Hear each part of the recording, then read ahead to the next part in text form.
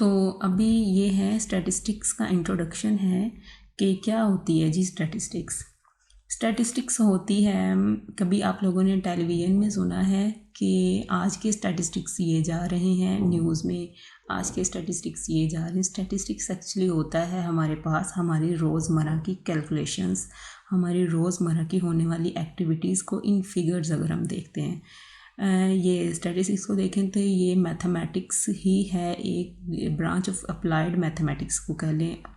एक मैथमेटिक्स होता है जिसको हम नेचुरल साइंसेस में कवर करते हैं, और एक मैथमेटिक्स होता है जिनको हम सोशल साइंसेस में कवर करते हैं। स्टैटिस्टिक्स एक्चुअली सोशल साइंसेस में आता है, लोगों के सोशल बिहेवियर्स में आता है। ठीक है, स्टैटिस्टिक्स जो है ये ब्रांच ऑफ अप्लाइड मैथ है जो कि डेली लाइफ में अप्लाई होता है ना मैथ, उसको कहते हैं स्टैटिस्टिक्स। और इसके स्टैटिस्टिक्स को अगर हम लोग देखें तो इसकी वर्ल्ड वाइड जो बहुत सारी हैं हमारे पास डेफिनेशंस, जो लोग जो स्टैटिस्टिशियंस हैं, स्पेशलिस्ट हैं, वो इसको एक्सप्लेन करते हैं। वर्ल्ड वाइड तो उसकी बहुत सारी डेफिनेशन हैं स्टैटिस्टिक्स की, लेकिन यहाँ पे हमारे सोसाइटी में जो स्टैटिस्टिक्स को देखा जाता है, जिस ज़्यादा डेफिनेशन को रिकमेंड किया जाता है, वो मैंने ये 3rd पॉइंट में लिखा हुआ है। The word statistics are numerical quantities calculated from sample, a single quantity calculated is called statistic. ठीक है, स्टैटिस्टिक्स एक्चुअली होता ये है कि हमारे पास कोई नंबर ऑफ़ डेटा होता है, हमारे पास कोई भी नंबर ऑफ़ ऑब्जर्वेशंस होती हैं, या कोई भी, जैसे आपकी क्लास ने एग्ज़ाम दिया है तो हर स्टूडेंट के डिफरेंट मार्क्स आए हैं स्टैट के एग्ज़ाम में या इंग्लिश के एग्ज़ाम में, तो वहाँ पे टीचर एक लिस्ट बनाती है कि जो अगर फॉर एग्ज़ाम्पल क्लास में स्टूडेंट है वकार, तो उसके आए हैं 36 मार्क्स आउट ऑफ 50। इस तरह आयशा है तो उसके 29 मार्क्स आउट ऑफ 50, या इस तरह, मतलब हमारे पास एक लिस्ट बनती है ना, तो उस लिस्ट को में जितने भी मार्क्स होते हैं वो हमारे पास एक्चुअली डाटा होता है हमारे पास। ठीक है, उस डेटा को एक ऐसी फॉर्म के अंदर हम लोगों ने कोई फार्मूला लगा के उस डेटा को उसके रिज़ल्ट्स निकालने हैं। फार्मूला कोई भी हो सकता है, मतलब हम लोग कह सकते हैं कि हमने इन सारे बच्चों के मार्क्स को ऐड करना है, तो हम फार्मूला क्या अप्लाई करेंगे, एडिशन का फार्मूला ऐड करके हम सारे मार्क्स को, तो हमारे पास एक रिज़ल्ट आ जाएगा, जो कि उस रिज़ल्ट को एक कॉम्पैक्ट फॉर्म के अंदर हम रिप्रेजेंट कर सकते हैं कि मेरी क्लास का रिज़ल्ट इतने % आया है।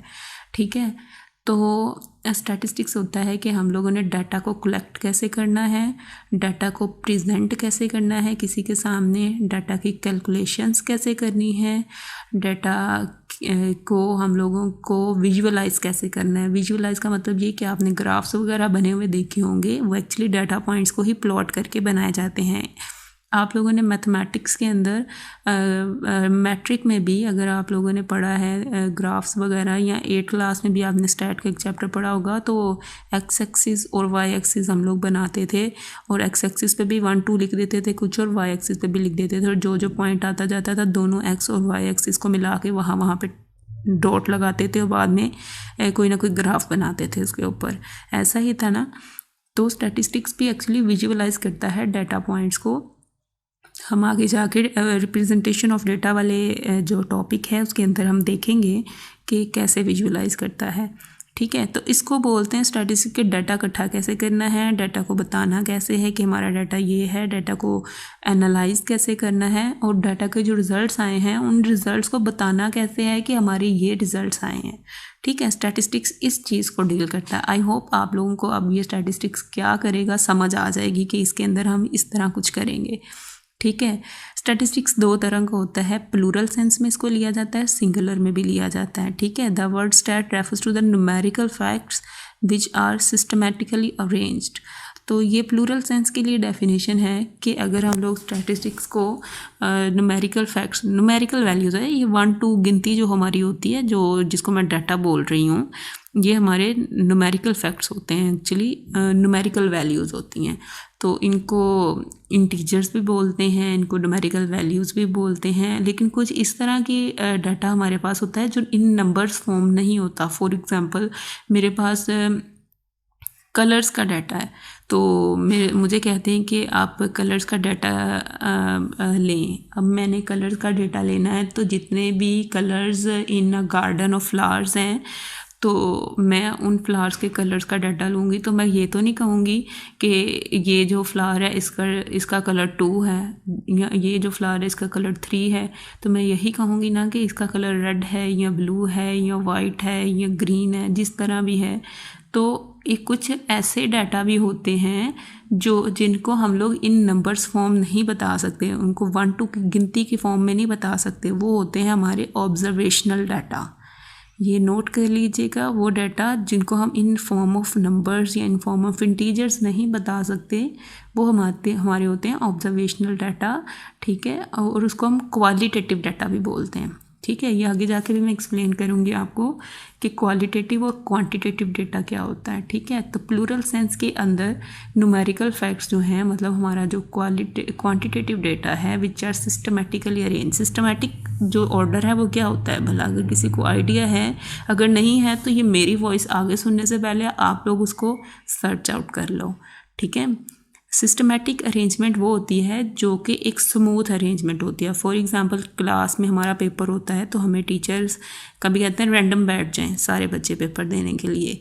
तो रैंडम बैठने का मतलब है कि कोई भी रोल नंबर कहीं भी बैठ सकता है। ठीक है, 4 के बाद 9 वाला रोल नंबर बैठ सकता है, 8 के बाद 13 वाला रोल नंबर बैठ सकता है। लेकिन सिस्टमेटिकली अरेंज्ड क्या होते हैं कि 1 के बाद 2 वाला ही आएगा रोल नंबर, 2 के बाद 3 ही आएगा, मतलब there is no randomness in roll numbers.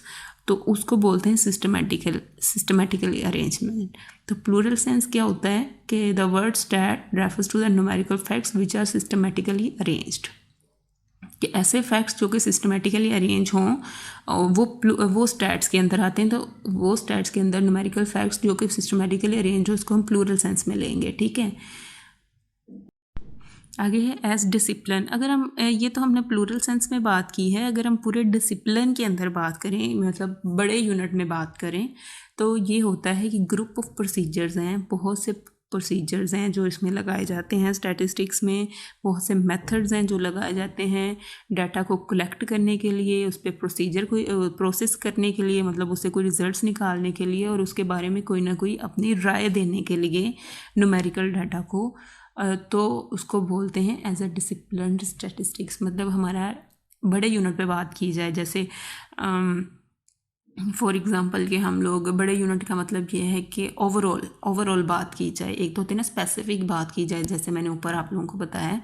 तो ऐसे एज डिसिप्लिन का मतलब अगर मैं एक जनरल बात करूं तो स्टैटिस्टिक्स क्या है, बहुत सारे फार्मूलाज, बहुत सारे मेथड्स जो कि डाटा को कलेक्ट करने के लिए, उसको एनालाइज करने के लिए यूज़ किए जाते हैं, उनके ग्रुप को बोलते हैं स्टैटिस्टिक्स।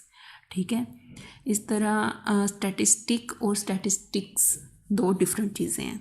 स्टैटिस्टिक्स जो है वो है हमारे पास प्लूरल सेंस। ठीक है, और स्टैटिस्टिक मैंने यहाँ मेंशन किया हुआ है, स्टैटिस्टिक जो है वो सिंगुलर सेंस है। स्टैटिस्टिक्स हमारे सब्जेक्ट का नाम है, और स्टैटिस्टिक जो है वो उस हमारे सब्जेक्ट के अंदर यूज़ होने वाले हर फॉर्मूले को स्टैटिस्टिक बोलेंगे। तो यहाँ पे स्टैटिस्टिक जो है वो हमारा होगा सैम्पल क्वांटिटी के लिए यूज़, और एक चीज़ होती है पॉपुलेशन। तो पॉपुलेशन के लिए जो है वो हम लोग पैरामीटर को कहते हैं कि हम लोग पॉपुलेशन के लिए जो काम कर रहे हैं उसके लिए हम जो भी फॉर्मूला यूज़ करेंगे उसको पैरामीटर की सेंस में देखेंगे, और अगर हम सैम्पल की बात कर रहे हैं तो हम उसको स्टैटिस्टिक की सेंस में देखेंगे। ठीक है, तो ये जो चीज़ें हैं पैरामीटर और स्टैटिस्टिक, ये मैं आपको आगे आपके ये अलग से टॉपिक्स हैं उनमें समझा दूँगी। आप लोगों की सेंस के लिए आप लोगों को अभी बताने के लिए मैंने एग्जांपल दी है, तो आप लोग इसको थोड़ा सर्च आउट करके भी देख सकते हैं। बाकी ये है कि I have a question with you कि can you observe statistics around you. आप लोगों ने ऑब्ज़र्व किया है कभी भी लाइफ में कोई भी स्टैटिस्टिक या कोई भी स्टैटिस्टिक्स वाला काम परफॉर्म किया हो? As I have explain many things, और मैंने बहुत सारी एग्जांपल्स दी हैं आपको ऊपर, मार्क्स के बारे में, फ्लावर के कलर के बारे में, किस तरह। तो आप लोगों का ये फर्स्ट असाइनमेंट समझ लें कि सब बच्चों ने CR और GR के पास रोल नंबर्स हैं, तो मैं टैली कर लूँगी। तो सब बच्चों ने अपना अपना एक वॉइस नोट ग्रुप के अंदर शेयर करना है मुझे, जिसके अंदर आपने बताना है एक एक statistics that you have done. ठीक है, तो ये आप लोगों का फर्स्ट असाइनमेंट है।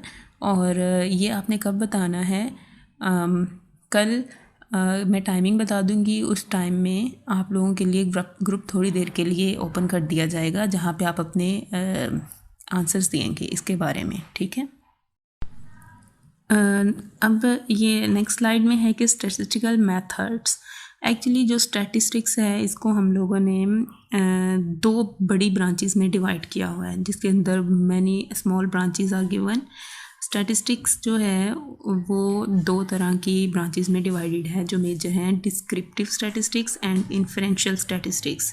जो डिस्क्रिप्टिव स्टैटिस्टिक्स है ये जो है ये थोड़ी अलहदा है और इन्फ्रेंशियल अलहदा है। डिस्क्रिप्टिव बेस है एक्चुअली इन्फ्रेंशियल की, लेकिन इसको हम लोग दो डिफरेंट सेंस में करते हैं, यूज़ करते हैं या स्टडी करते हैं। तो डिस्क्रिप्टिव स्टैटिस्टिक्स के बारे में भी आपको बताया जाएगा सारा कुछ कि इसके अंदर हम क्या काम करेंगे, और इन्फ्रेंशियल स्टैटिस्टिक्स के बारे में भी बताया जाएगा as I am explaining the definition. तो मैंने कहा कि हम लोग डेटा को कलेक्ट करते हैं, उसको प्रेजेंट करते हैं, उसको विजुअलाइज करते हैं, सारा काम करते हैं, और एंड पे हम उसके बारे में कोई ना कोई कंक्लूजन देते हैं। ये भी बात मैंने की। जो कंक्लूजन वाला काम है वो हम इन्फ्रेंशियल स्टैटिस्टिक्स में जाके करेंगे, और जो डाटा को कलेक्ट करना, उसके बारे में उसको सेट करना, सारे डाटा को कुछ मिसिंग है उसको फिल करना, सारा काम करना, इसको हम लोग डिस्क्रिप्टिव में हैंडल करेंगे। ठीक है जी। डिस्क्रिप्टिव स्टैटिस्टिक्स क्या होता है? Descriptive statistics major branch of statistics है, जिसके अंदर हम मैनी वर्क मतलब बहुत से काम इसके अंदर हम करते हैं। डिस्क्रिप्टिव स्टैटिस्टिक्स में क्या करते हैं, ये ब्रांच ऑफ स्टैटिस्टिक्स है which deal with the concepts and methods concern with the summarisation and description of the important aspect of data. क्या करते हैं हम लोग इसके अंदर, हमारी एक्चुअली स्टैटिस्टिक्स डील करेगी हमेशा, it's a game of data. ठीक है, मैं इसको हमेशा कहती हूँ statistics is a game of data. तो हम लोग हमेशा अपने डाटा के अराउंड ही रहा करेंगे, जो भी हमारे पास डेटा होगा उसके अराउंड। ठीक है, तो ये डिस्क्रिप्टिव स्टैटिस्टिक क्या करेगी, डाटा की समराइजेशन का डाटा कलेक्शन, मतलब जो भी डाटा इकट्ठा किया है उसको समराइज करना, और वो डाटा है किसके बारे में, वो डाटा क्यों इकट्ठा किया जा रहा है, उस डेटा पे हम क्या काम करेंगे, ये सारी चीज़ें बताने के लिए डिस्क्रिप्टिव स्टैटिस्टिक्स होता है।